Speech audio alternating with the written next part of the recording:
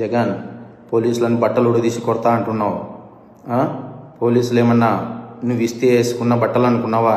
కష్టపడి చదివి రన్నింగ్ రేసుల్లో ఎగ్జామ్స్లో పాస్ అయి ఎన్నో వేల మంది పోటీ పరీక్షల్లో నెగ్గి వేసుకున్న యూనిఫామ్ ఇది. నువ్వెవడో వచ్చి ఉడదీస్తా అంటే ఉడదీయడానికి ఇదేమి అరటి తొక్క కాదు. మేము నిజాయితీగానే ప్రజల పక్షాన్ని నిలబడతాం, నిజాయితీగానే ఉద్యోగం చేస్తాం, నిజాయితీగానే చస్తాం. అంతే తప్ప అడ్డమైన దారులు తొక్కం. జాగ్రత్తగా మాట్లాడు.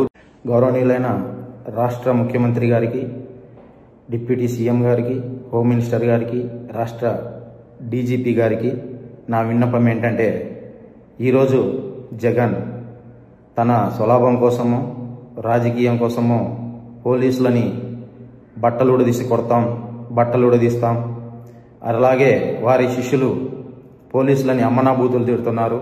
మా దగ్గర తుపాకులు ఉన్నాయి, మీ దగ్గర తుపాకులు ఉన్నాయి, రండి ఎవడడ్డం వస్తాడో అని రెచ్చగొడుతున్నారు.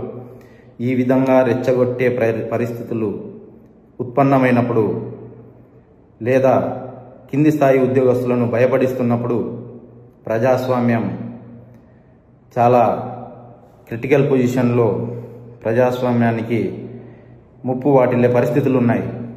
దయచేసి ఇటువంటి పరిస్థితుల నుంచి కింది స్థాయి ఉద్యోగస్తులకు భరోసా కల్పించండి. థ్యాంక్ యూ, ధన్యవాదాలు. నేను G. Sudhakar Yadav, sub inspector of police, Ramagiri.